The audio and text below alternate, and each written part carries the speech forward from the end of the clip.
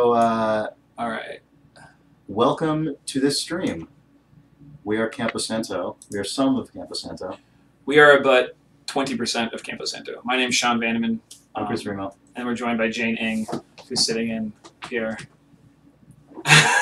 And yeah, we showed our first game ever, Firewatch, at PAX this weekend, and now we want to show it again for you here.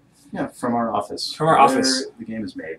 Pretty much right here. We have one computer. We just make it here. We all kind of take turns. We talk at each other into a camera. Mm-hmm. You come in, you watch the video of the person who was here last, so you learn what they did. Yeah. It's a very unorthodox way of making games. It's iterative. It's like our Dogma 95. When people say game design is iterative, that's what they mean. This is exactly what they mean. Yeah. Yeah. Because I mean, if more people are working at once, that's not really iteration. That's no, you're wasting a lot of work because you don't know what other people are doing. Right. We don't. For example, we don't know what we're doing, as you can tell. Let's play a video game. Yeah. So this is Firewatch.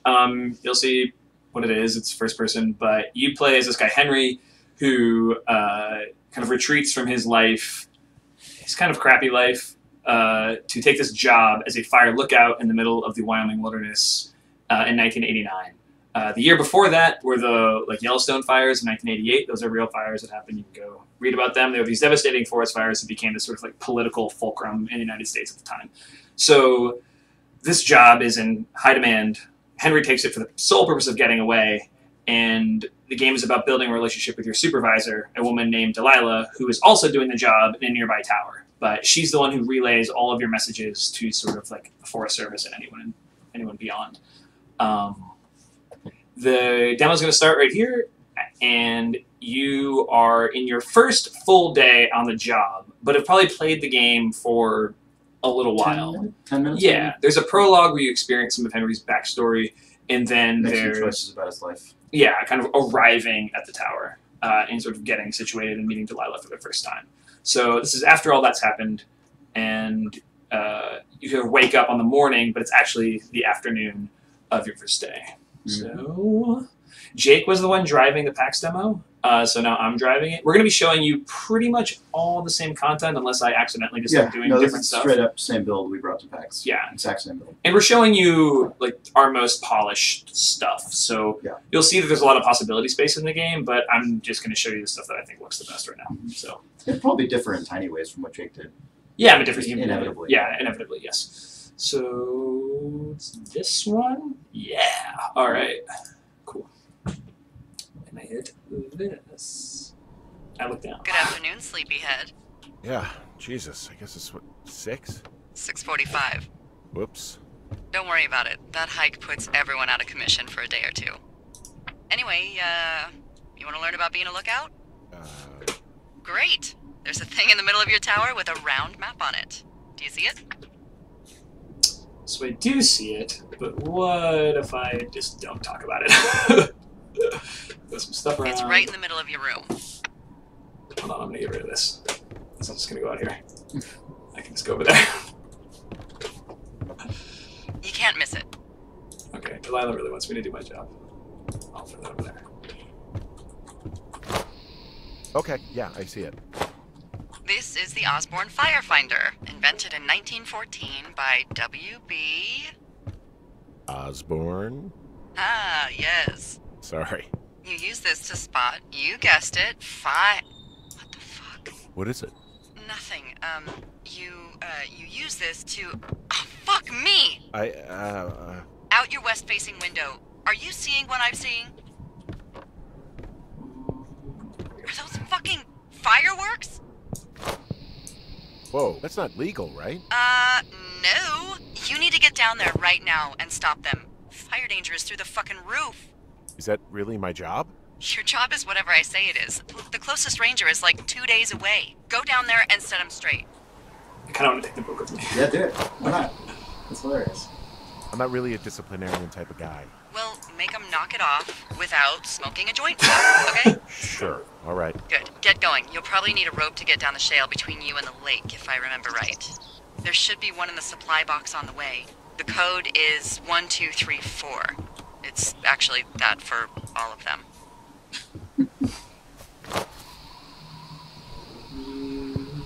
Smart. Shut up.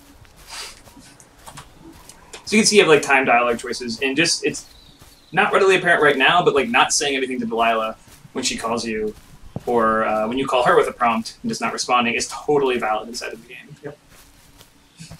So we're walking down to get a rope so we can climb down to get to where we think these people are lighting off fireworks in the middle of a very, very dry and hot summer.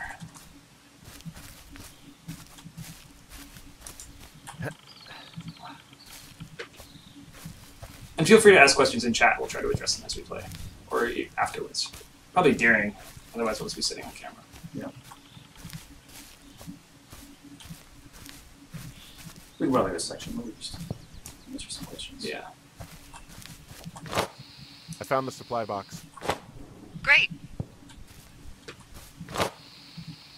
So are there a lot of these out in the woods? Yeah, we got them all over the Shoshone. He saved us a lot of back and forth from the trailhead. Don't take all the good stuff. Yeah, all right.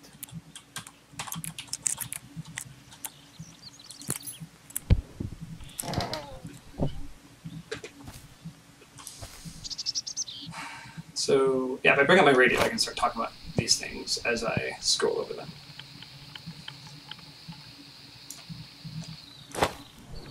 So, Do people lose their shit doing this job? There's a note that says a guy just left his post. It happens, yeah. You're not gonna pop your top, are you, Henry? I wasn't planning on it. I tracked down that rope. It was right where you said. Great. So you should be set to get down to the lake. Yeah, I get the sense that not everything in here is useful. In the boxes? Why's that? I don't really know what I'll do with the deer horn. Firstly, they're called antlers. And secondly, stay out here long enough and you'll get creative. I'll just leave that.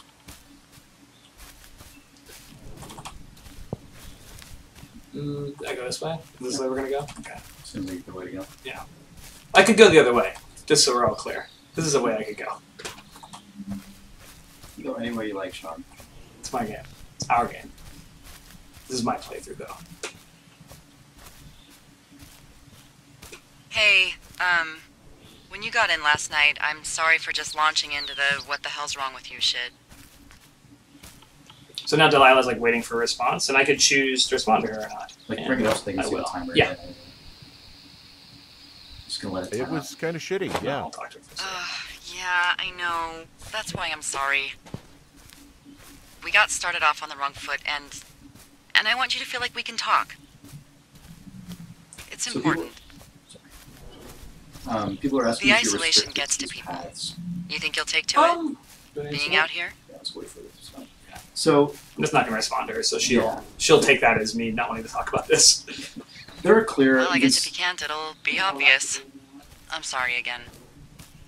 There are clear areas like these big rock formations where those are definitely impassable, but the paths are mainly there for convenience. You can definitely just walk through the brush and plants and things if you want. We don't want to make a game where we have just obnoxious invisible walls that don't seem realistic or believable. So, yeah, you should be able to walk in places where it clearly feels like you should be. Yeah. So there's a whole bunch more traversal stuff that we're gonna wait and show you guys on a later stream. So I'm gonna jump forward in time. This is not part of the game, what you're about to see, and bring us down towards where these guys are doing this.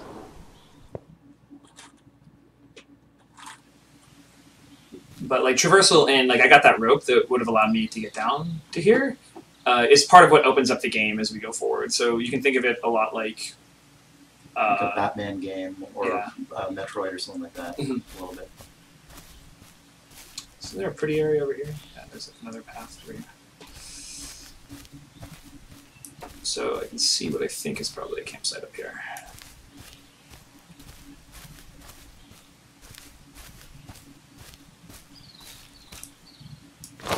Finding a bunch of empty beer cans. They threw them all over hell.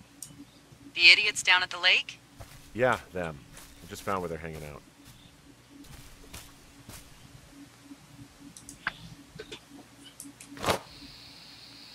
What do you know? People with shitty manners drink shitty beer. What, you don't like a cold Musqualite on a hot day? No, I do. But then I again, should I try to didn't pick say them my all. manners were any good. I was like, I always feel like I need to clean this place up, which you totally can. Yeah, we don't have time to, so Right. fuck it. You know what? Fuck it. I'm not the main.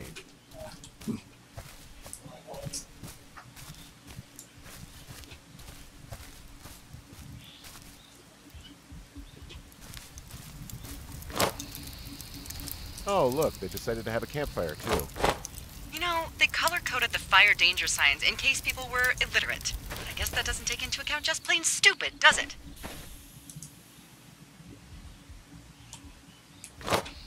They left half a bottle of whiskey. Decent stuff. Drunk pyromaniacs. Fucking great. Oh, shit. Ferreter Irish. Sure, Irish. Oh, only the best. Only the finest. We're gonna hold on to this. So this is something we can take with us, which we will, because it's delicious and alcohol is great. Kids, sorry. Found the fireworks. They didn't even try to hide them. Well, confiscate them. Some quality packaging there, done by.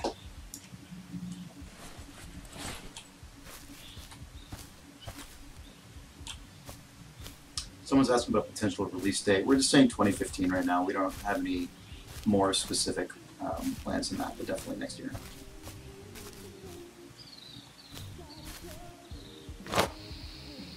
I found a bra. A nudie pyromaniac.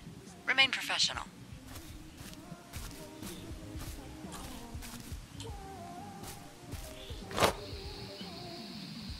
There are, panties? There are what? I don't want to say that word again. Why, 'cause you're 12?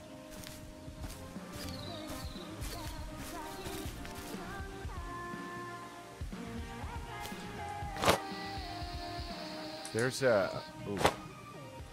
Yes?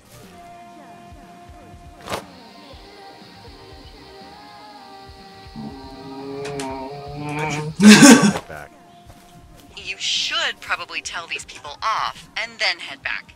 But... And if you see a penis, you're gonna have to deal with that too. No, see, they're... Just deal with it, Henry.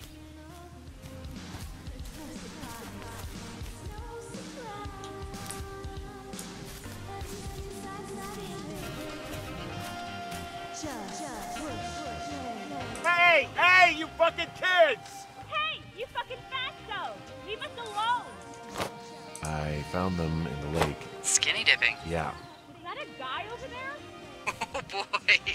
Enjoy dealing with that.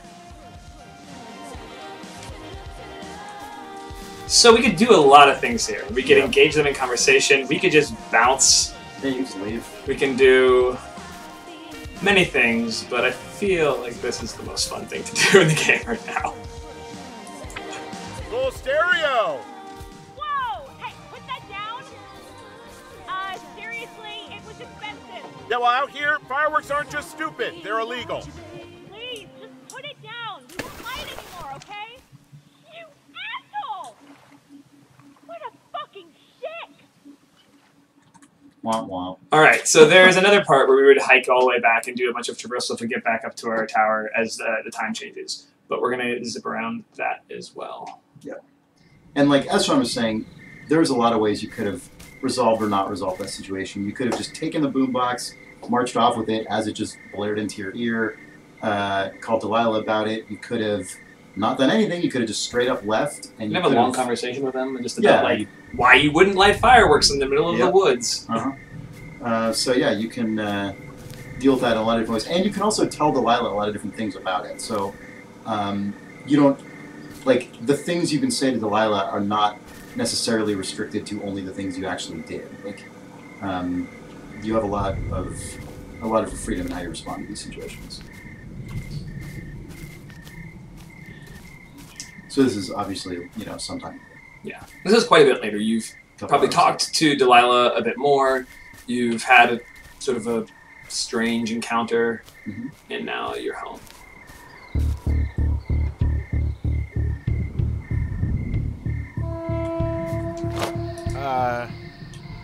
What can I do for you?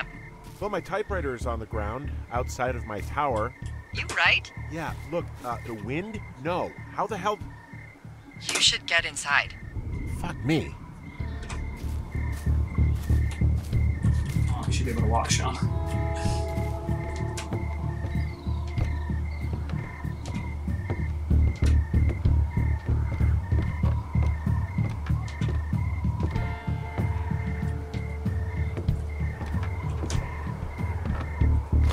Someone broke in.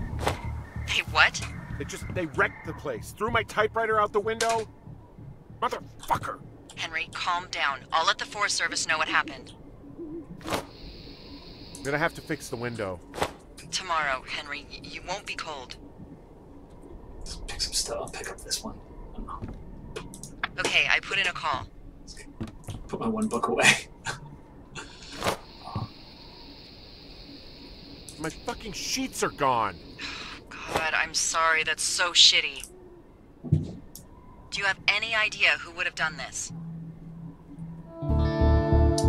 So yeah, then you would probably have some ideas of who would have done this based on the way you played the game and the sort of experiences that you had in getting back to your tower. Yeah. So the game is a mystery game. I think that's sort of important to point out because describing what this game is to people is like not simple. It's a challenge. Yeah. So it's definitely a first-person mystery where a lot of the ways you interact with this other person define the relationship and the way you feel and experience about the things that are happening to you. Mm-hmm. We're still pretty early in development. There's like 10 of us here. But yeah, I guess if you have any questions, we can start talking about some of those. Ask things. Do you have things that have A bunch of people just said how cool the music was. Well, we actually farmed that out to a house in Burundi. No, Chris did the music. Don't. Yeah. Here's a question. Ninja Squirrel says, does time progress naturally or is it a level thing? So time progresses basically according to the narrative with a couple like kind of little exceptions. Essentially, this is a very narrative-oriented game, and so there are a lot of times where we want things to happen at particular times of day. So like we want you to find your tower when it is kind of ominous and the storm's coming on and it's getting dark and so on, and so that's when that happens in the story. But there are moments where we want something to happen as the sun is setting, and so over a period of like a believable period of time, like the game will actually progress through that time of day. But it's not like an actual constantly ticking 24-hour day-night cycle. You're not going to just sit there and like 4 days will pass if you let the game run for 20 hours or whatever. Yeah, so, totally. So it's it's what the narrative needs it to be, plus just kind of some environmental like convincing. Yeah. Some really quick questions that are easy to answer. This is being done in Unity. It will be on Steam. It will not be early access or greenlight. It'll just be a game that comes out. It'll be done. You can buy it. You can play it. Yes. We don't need. We have a pretty traditional funding model in that sense. So you're welcome, Neural. Is there NC Games? Is there rocket jumping? Yes, that is your sole means of movement. Of conveyance, absolutely. Henry actually can't walk. He can only rocket jump inside of his paralyzed capsule that he lives inside of. WM Gaming 21 says, any way to contact the developers? Hello. Well, for one, you're doing it. So the answer is yes. But also we have a development blog at blog.camposanto.com that we update fairly regularly with bits from development, from just like fun things around the office, progress shots, things like that. And we have comments there that we frequently check in and respond to. So that's a pretty good way to get in contact with us.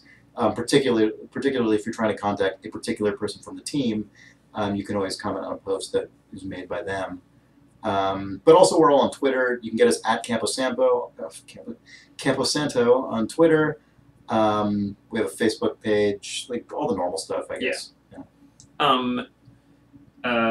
Ewok's Kick asked, is the mystery more than just who broke into the tower? And the answer is absolutely. The way I think mysteries are interesting is when enough small things start to plant the seed of an inconceivable bigger thing. And that's sort of the style of mystery this is. Is that a good example? I mean, is that a good description? Absolutely. The tower break-in is like the precipitating event for your character more than it is the entire mystery. It's weird in that, like, the things that have... If you think of the specifics of the things that have happened to that tower, if you were in that exact situation, you'd say, well, that's bizarre, and we want to keep doing that while escalating the things that happen to you across the story of the game. And the game is also about how what these external events mean for the relationship you have with Delilah, which is obviously, like, you know, probably the most significant gameplay mechanic of the game is your constant interaction with Delilah and your ability to kind of guide that relationship in those conversations. And so the game is also about what it means for weird events that start going on to actually impact that relationship. In ways that are hopefully entertaining and interesting. Man, so many good questions. This is like insane. I don't know who. There's another Campo who's on the account right now who's answering questions in text. It might be Jake. Might be Jake.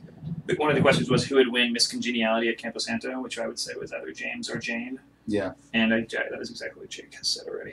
My gosh, let me look. We're gonna have to do a lot of these because there's some really good questions for people who aren't even for us. And we want to do more. You should. I will say this very self-servingly. You should subscribe to our Twitch channel if you find this interesting, because we do already have plans that we've been talking about just like yesterday to do more streams with other members of the team and other aspects of the game, like in the very near future. So if you follow us on Twitch at Campo Santo or Twitter, whatever. I'm just like over like stuff about that. We'll basking in questions. Somebody asked if you had looked at the other pair of underwear first, if the text would change. It's sort of a design decision. It obviously can. Like a lot of the way we design the game is, okay, if you do this first, then this is what happens second. A good example of that is when you go down to when you first get down to the campsite and you say, oh, I found a bunch of empty beer cans. Delilah has no idea where you are. So that's a thing that I'm tracking as I write the game. And if you remember that dialogue, I think he says, like, I'm finding a bunch of empty beer cans. They threw them over threw them all over hell. And she says, the idiots down at the lake? And he goes, yeah, I found where they're hanging out. So had you just like blown past the beer cans, or picked one up and then thrown it down, or picked one up and put them all away and not told Delilah, and then gone and reported about the campfire, it would have been a different conversation because she's learning like where you are. So with the underpants, he would talk about them as if if it was the first pair he found. So he'd say something like, there's some underwear out here, as opposed to I have found another set, things like this. Mm-hmm. But the actual them would probably stay the same. My design brain is figuring it out. I don't really know what I did in the game, to be perfectly honest. Because Henry has already seen the first one, the way we designed the level. So you as the character know that it's another one, but he probably wouldn't talk about it. Right, but the context of what that means for Delilah, it's still the first one he's talked about with which is a really hard problem on a game like this. I had never done anything like that before. It's a challenge. It's really hard. So I feel like that ties into this question from Azodia, who says, how much design was done up front for this game versus discovering it as you go? And I would say, in terms of like the practicalities of the design, it's almost all been as we go. The premise has been very similar to what I guess you mainly originally conceived, and like the characters and setting have all been pretty consistent. But all this stuff that Sean is talking about on the design side, those things constantly, like, we have to sort through that stuff all the time, both from a like content and design standpoint and from a technical standpoint, because all of the actual systems that we're designing and that are being implemented by people like Will Armstrong, our programmer, like, they need to allow for the specific use cases that the game needs to support, and like that means you have to actually figure out what all those are, and sometimes those assumptions will be contradicted by, say, doing a playtest and realizing, like, oh my god, people have all these different things they want to do that we didn't foresee, because that always happens in every game. Yeah, I mean, all the stuff you saw and that I commented about was all stuff that was sort of a byproduct of people playing the game. Oh, I want to put the fire out. Oh, I want to clean up the campsite. Oh, I want to chuck this thing in the lake because these kids are a-holes. Mm-hmm. I want to clean up the and especially if you interact with the teens more, like the reason we don't talk to them a lot, to be completely honest, is we only have one of them recorded. So it was too weird to have it the way we wanted it. I mean, and we didn't want to play the game with subtitles because we think it's a cooler experience to play without it. But yeah, that was all stuff that people play the game and say, oh, I want to be able to do this. And we say, oh yeah, we should do that because that makes the game interesting. What was I gonna say something. Oh yeah, that's very counter to the way I know how to make games. So Jake and I made episodic games at Telltale for a long time. Real quick, someone wants to know if this game will be episodic, and the answer is no. No, the answer is not. Yeah, single game. Anyway. Yes, this is a single game. And when you make episodic games, you generally have to know everything you're going to do. You have to get it pretty right in the design phase, because there's other teams behind you in line who need to make their game. So I kind of came at this that way, where I was like, oh, I'm just going to imagine everything and get it right the first time. And then that was really stupid. So because people played the game and I was wrong, because the game is a bit more systems driven. So now I'm just not doing that as much. We get the core content down. I don't beat myself up over it not having a ton of content in the game, and then we just let people play it and let the team play it, and then we layer content in. So that's the way we're going to continue development. But I definitely wrote a bunch of stuff early on or designed a bunch of stuff early on that was for people who don't exist. You know, like content that's like, oh, that'll be interesting because people want to do that, and then nobody wanted to do it, so there's no point in putting it in the game. Totally. So Faust says, since it's a mystery, is it possible to draw the wrong conclusion, either by missing something or just not finding a certain clue, and have the game end differently because of it? You should answer that one. Okay, so this is a game where we're looking at the kind of player choice and responsiveness stuff as more creating a responsive world and allowing you to express your own intent and kind of like reactions than we are like a literally branching plot where you have ending A and ending B, or like the good ending and the bad ending. That's not what this game is. It's not like an RPG with 8 different endings and so on and so on. The major events of the plot will happen regardless, but your reactions to them and the way you express yourself within the context of those actions and within the world can be like very different. Which I think relates directly to the thing about drawing wrong conclusions. Like I would personally, I can't speak for Sean, but to me, the thing we're making feels like it has a lot more in common with like a film noir mystery story or a 70s era kind of psychological thriller than it does like a Sherlock Holmes mystery story. And to me, that former category is all about drawing wrong conclusions and all of the fallout and kind of clutter that results from the protagonist coming to incorrect conclusions rather than sort of beautiful minding it to the... Yeah, I mean, so much of the thing that you're going to be in control over is... Actually, I guess a beautiful mind, he does totally come to a lot of wrong conclusions. So. Well, he's crazy. He's totally nuts. Spoiler. God, I spoil a lot of movies. I spoil a lot of movies in this room. Yeah. This is like the place where I come to do that. Apparently. Yeah. The thing that you're going to have the most control over is how the way you communicate about what actions you take, how you communicate about your actions to Delilah, and then how you choose to respond to the things that she posits, either about what's happening to you guys or just about her life or your life in general. Mm-hmm. Which I feel like is true to how most of us live our lives, yes. right? Like the actual fallout of decisions we make in our lives tends to reverberate with the people we know, as opposed to like, I made this decision and now this house isn't here, which is often what it is in like an RPG or something. Yeah, like, plant a tree. Right, exactly. But like this game, we're really trying to drill down into your relationship with Delilah, your ability to react to things in the world. Like we want the game to be responsive more than branching. It's not so much like a bunch of discrete branches, it's like constant responsiveness is what we're going for. Yeah. Will Goldstone has asked, how do you reconcile the accusation no one has made that this is Far Cry 2 without guns, and will anything be rolling down a hill? To which I would offer one anecdote of Jake coming back to his messed out tower, picking up the fire extinguisher and chucking it off the balcony. Were you there for that? And it just rolled forever down the hill, and he just watched it from like Delilah's talking in his ear, and he just stood at the railing, and it just went like out of view. It was just like the perfect moment. Yeah. That's like really fun, by the way, about making games like this. Is then it's like, because right there, he could go through the dialogue enough to where the day would end, and I think so. Yeah, I think that's the way it's designed right now. So then it would just be him watching this thing, throwing this thing off of anger, watching this thing, not responding to Delilah because he's so mad, and then just go to sleep. It was like such a good moment. I'm like, okay, that's a good story. For sure. Voosh TV says, is it possible to show part of the development process on a later stream? Totally. And yeah, we definitely have plans, plans to do that. It's hard for some disciplines. It's probably... hard for programming, most of all. Yeah. And we don't want to give away anything in the story accidentally. And my screen is like, has all the shit on it. So it'll probably... I could see, like, Jane wants to do stuff. Right, Jane? Yeah. That was... Jane is actually really good at development live streams, and I know this because...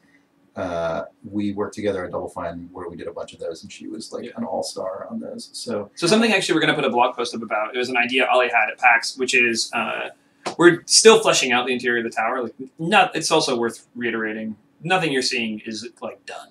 Like this is where it's playing like the latest build. Mm-hmm.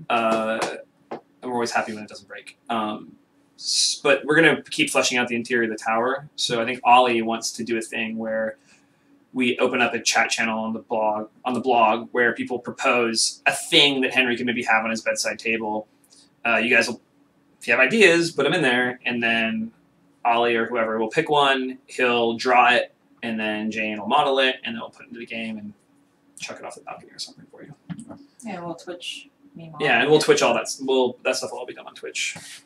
So Nemo has kind of a funny question, which is, we're going to have to try this at some point. Can you play the game and progress being mostly silent to Delilah whenever you get the dialogue options? Yeah, I mean, you can do that in Walking Dead. Game's not going to stop you. Yeah, Well, I mean, we'll probably have to... It would be one of the weirder playthroughs, but like... But it's also not like... Sorry, it's really warm. No, it's kind of off. It's also not... I'm going to try not to flash everyone. Completely... It's not so difficult for me to track that stuff. Like, enough silent choices can increment a threshold where I can make Delilah say, like, you really don't talk very much. I'll write something better than that. But a good example is, like, I think there's a way to make that playthrough really fulfilling, even though it's like 1% of players will just decide to be like the silent Henry. It's always interesting to me when people have chosen to be silent for a while and then pipe up, and then the game says, oh, like, I've noticed you care about this, but you didn't care about all those other things really explicitly. I find that stuff to be really cool. And that question, I think, speaks to other stuff that we've had to think about a lot in designing this game, because it is a narrative-oriented game, and the events of the game will happen in a certain order. But, you know, it's a big contiguous world, and it's definitely possible to go places before the story indicates you should, you know, before Delilah suggests you do so, or whatever, or before you've seen anything in the events that transpire that suggest there's something over there. And so a lot of the discussions we have about design and about gating and about like world and object interaction are concerned with, like, what if players just do things differently than how the kind of like canonical playthrough would be. Not that there is one of those, but that stuff just, there's not really any like easy answer to those questions other than just figuring them out on a case-by-case basis, because anything that's just like a one-size-fits-all answer wouldn't be convincing, and that's equally true for just never saying anything to Delilah. Like, you want something there that Sean actually writes to be appropriate and convincing for that situation, and that's kind of the tack we have to take in every case when it comes to things that fall maybe outside the like 80 to 90%, you know, like player base likelihood. Yeah, you can be a pack rat for sure. Unit number 5 says, yeah, can I be a terrible crazy pack rat like I am in Gone Home? Yep. Yeah. There's actually, you have a backpack. So abilities, like, there's certain things you're going to find, like ropes and packs of ropes and climbing equipment, and or have a design but not implemented, like a fireman's axe. It's called a Pulaski. It's used for digging and chopping stuff down or whatever. That allow you to expand the world. So those things are like abilities and will be readily apparent on your pack. And then your pack will actually live in your tower, so you'll actually see it, because it's stupid that you would not see it on your back in first person. And then there are objects like the whiskey that I picked up. I could pick up all those beer cans. I could pick up a lot of other stuff. Might be able to pick up the underwear. Jane also recently added some things to the game that allow you to take stuff from your tower put them into the outhouse in sort of assign. Yeah. Like we have a system. We have a system in the game that we basically ripped off from Gone Home. This is one area where a game actually does share a very specific thing with Gone Home, which is the putback system. So instead of just only kind of physics throwing objects around, you can put them back in specific places that are appropriate for them to be. And Jane outfit the outhouse with a bunch of those for like the antler and toilet paper. And your whiskey and the granola bar. It's all there. Right. So you've got your weird little den in the I outhouse. don't like You that. can create it if you want to. I like that, and then I don't. The whiskey and the granola bar is actually something that I would do and not tell anybody. Yeah, I was gonna say is that hitting too close to home. That is a little. Yeah. I have a reputation. Someone says, who said? I forget who asked this, but someone asked if there are fail states. There's no like fail state in the sense of a game over thing. There's nothing like that. You don't die. You don't lose. If you make a decision in the game that like feels like a bad decision because of what it means to Delilah and to your situation or whatever, that's just what happens in your playthrough of the game. But you're not going to like fall off a cliff and die. That's not what this. That's just not what this game is. So. That doesn't make any, because I will literally just find ways to break the game, because I'll start in a non-logic state. But I didn't know, because there's some people who haven't seen the gameplay. If I should. Oh yeah, a bunch of people got here after we just started walk playing around in the tower. playing the game. Yeah, let's load up the game. Why not? Okay.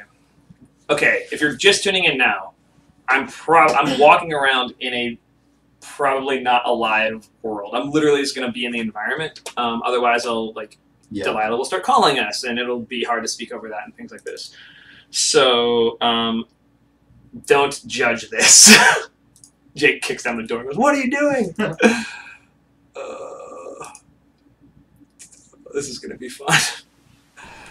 Shazwazer says, "Did you talk about voice actor casting yet?" Yeah. Yeah, we have actually, as of today, I guess. As of like an hour ago. Yeah. So Henry is being played by Rich Sommer, who you may know as Harry Crane from Mad Men, and Delilah is being played by Sissy Jones, who has worked on a lot of things, but you may remember as Katya from The Walking Dead. Jake's. What are you doing? Oh, so you can see this. This is the way we build our demos, by the way, as you can see. You're showing him everything. What even our like debug test looks nice in World UI because Jake is crazy. Firewatch logo font. Yeah. Okay. Oh man, Where's Mario the actually won. Is accusing us of ripping off Far Cry 2's visual style. That's one of the nicest things anybody's ever said that to was us. that wasn't intentional, but I don't know if I could be happier to have ripped off a different style. Yeah, man. Even the color are the color lines even ready? Because I'm not inside a code. Let's see. Getting deep here. What? I'm just going on a walk, guys. Just going on a walk. Go back to work. You're nervous. Are you gonna take that all the way down to the? I was thinking about taking it to the canyon. I'm not gonna take it all the way down to the canyon. I'm just gonna take it to the canyon. And then when we go back. You can walk the different way this time. Yeah, I'll do that. I mean, I could also just go off into the. Yeah. But look, you made this area look good, Jane. What do you mean? You're working. You look awesome. Look at that author. I know, Dr. Jonas Allard. One of the greats. An illustrious. It's a red pen press. One of the greats. I get lost more than is allowed for me to say. There will be a map in the game. Azodio says, do we move faster if we strafe jump? No, but you can just straight up run. Yeah. If you want to show them running. Oh, yeah. Wow.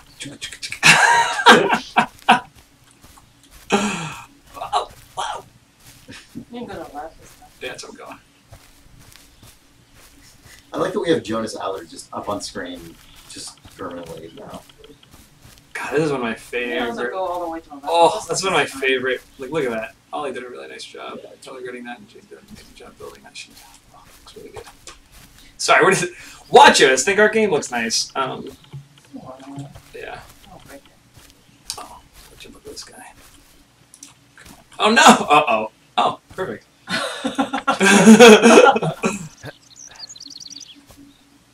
Yeah, there's things like that where I'm like, oh, our action button and our throw button are the same button, and Yeah, it's behaving intelligently right now, but this is the way you learn what you need to fix about your game. Throw it away. It feels like I actually tired walking up and on games mentally. Isn't that terrible? Isn't that really disgusting? Sir Slade says, for the in-game map, will it require you to actually know how to use a map? We haven't finalized our map system. We're gonna have a map. We need one because, we don't want people to just get irredeemably lost. That's right. There will be kind of.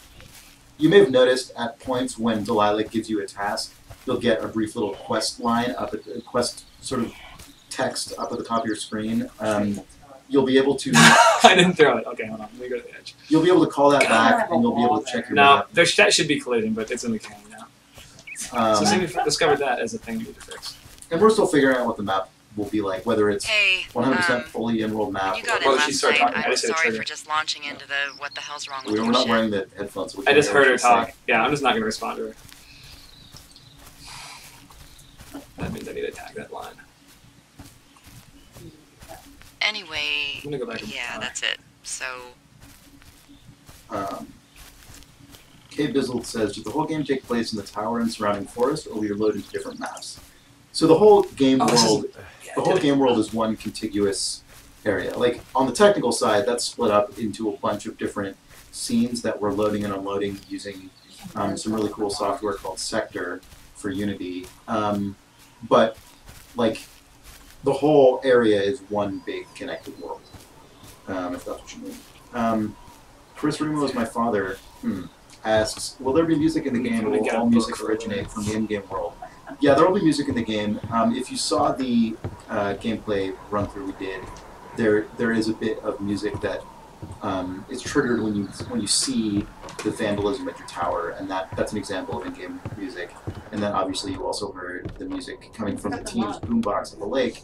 That was by a really cool LA-based duo called Cheap Talk, who do very convincing 80s-esque pop music. This might be rolling on. Oh, it's not. It's not landing on the flats.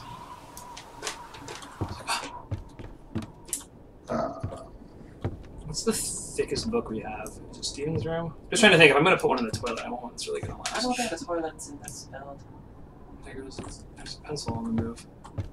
I swear I just saw it. There it is. The toilet's not in this build. That same person asks, will there be wildlife? We're talking about ways to have kind of small wildlife in the game. Birds and squirrels and things like that. There's not. I mean, there was a concept early on about a big bear that stalked you, but that kind of got rightfully dismissed as ridiculous. How dare Pretty you? quickly. It's before you started here. We had all the bad ideas before you showed up. Should mantle to the bottom of the time. You can mantle Yeah. across here? Seriously? Yeah. Oh, sick. Well, I didn't know that was existing. That's awesome. Are you kidding me? I didn't know that was true. You can't put books in the outhouse yet. On this build? Okay. But still just going to go in here. I'll set it on top of it. I'll put it on top of the You can just generator. put it down. Yeah, let's, for later. Yeah. When I come to do my things later. I want a bench on the back. I want that to be on a bench. So I don't know. I don't like this is on a thing. It's uncomfortable. Cool. Maybe I'll just frame the tower nicely. Cool. There you go. All right. Can you see? Square Deck says, can you see weird and interesting things from the tower? Yeah, that's so the way you have to build this type of game is we kind of have to build all the on-the-ground stuff first and see how it's all shaped together. I mean, I can show you a crazy thing that I'm staring at, which is our first whiteboard map of the world. We'll do that on a later stream. But, so we kind of have to figure all that stuff out, and then we can build sightline, interesting sightline continuity from the tower after that. One of the first ideas for this game, I'm glad we didn't go this way because it would not have definitely not played to my strengths as somebody who makes games. But back when Jake and I were roommates and we were talking about, it was a long time ago, talking about a game that took place at the tower. There was this concept of it was being almost like a puzzle game where you observed things from your tower and then went out and found them and then found some sort of mist-like puzzles. And there were no people in the world and things like that. But I definitely want to preserve the fact that this vantage point is uniquely it's unique, I should just say. There's definitely a story moment actually in day 2 where You can being also your see tower the water matters. tower from your tower. Yeah. Can we look that way now and have it not look good? Gary the Llama asks, have we... Yeah, that's what Yeah, we're we're doing. doing that. Gary the Llama asks, have you guys been to a real Firewatch tower? And yeah, we actually totally have. We all went in May, I think, on a company like long weekend trip to Yosemite here in California, which is, you know, obviously not the same as a Wyoming national park, but is similar in a lot of ways. And it just so happened that a couple miles from our campsite was a oh yeah, you can see the last tower over there. A couple miles from our campsite was an actual real Firewatch tower in the vein of this one, and we all went up into it, and it still had all the original equipment and manuals, and like there was little Kodak film slides that were developed from, like, taken from the tower, and like a guidebook of visitors that had dated back for years. It was really, really cool. It definitely gave us a lot of good insight into what this stuff is, what these towers are full of, and what the kind of people in them do at that time. I think I can debug tonight, can't I? You might have to press. I think I think you just have to. Just keep pressing. Nice. I think now you can look forward. The stars also actually should elevate them. Yeah. So cool. Oh, there's a flashlight. So yeah, if you're just tuning into the stream, there's a lot of story stuff that happens in this game that's not happening because we're just kind of running through a debug build. But audio does, music just, I bet music just started. I'm not gonna responder. Yep. Yeah. There it is. Yeah, so there's the last tower over there. It's really awesome. I didn't know that was in the game. Yeah. Kate Bizzled says, will it be different weather effects? Yeah, we have a whole system for like time of day and weather that's not. Oh, we already answered this earlier. What am I doing? It's not based on a 24-hour clock. It's just based on what we. Yeah, but there's a manager that's in the game that allows us to say, like, this is what the sky looks like, this is what the audio is like, this is what the sun is doing, this is what all that stuff is like coming together to make a time of day. Yeah. That's authored. Yeah, and when we can interpolate between them. So we're coming up on an hour here. Do we want to maybe just kind of recap the what this game's all about and then close it out? Yeah. Why don't you do that, Chris? I always do it. Yeah. Stephanie asks who's working on the music. That's me. Although the in-game music is the like in-game boombox music is a cool band called Cheap Talk in LA. Okay, so yeah, this was Firewatch from Campo Santo, where we work, us two and Jane and 7 other people. Firewatch is a first-person, story-driven exploration game set in the Shoshone National Forest in Wyoming in 1989. You play Henry, a guy who has, due to some kind of sticky issues in his personal life, taken a job as a Firewatch lookout for about 3 months. So you head out to this tower, and fairly quickly, weird occurrences draw you out of your tower and kind of set you on the path of this mystery that starts to envelop you and impact your relationship with your supervisor, Delilah, with whom you are in constant communication for the duration of the game. Somebody else can look down, please. Of course. So that is what this game is. There's a lot of exploration, a lot of traversal, a lot of player-driven dialogue. That's what we're making. Yeah. So thanks for tuning in, and we've sort of said it a few times now. We'll definitely be doing more of these, so subscribe if you're interested, and you can keep up with the development on our blog, and we post a lot of the things that happen at the company on Twitter. And those are all just like at Campo Santo or camposanto.com. Yep.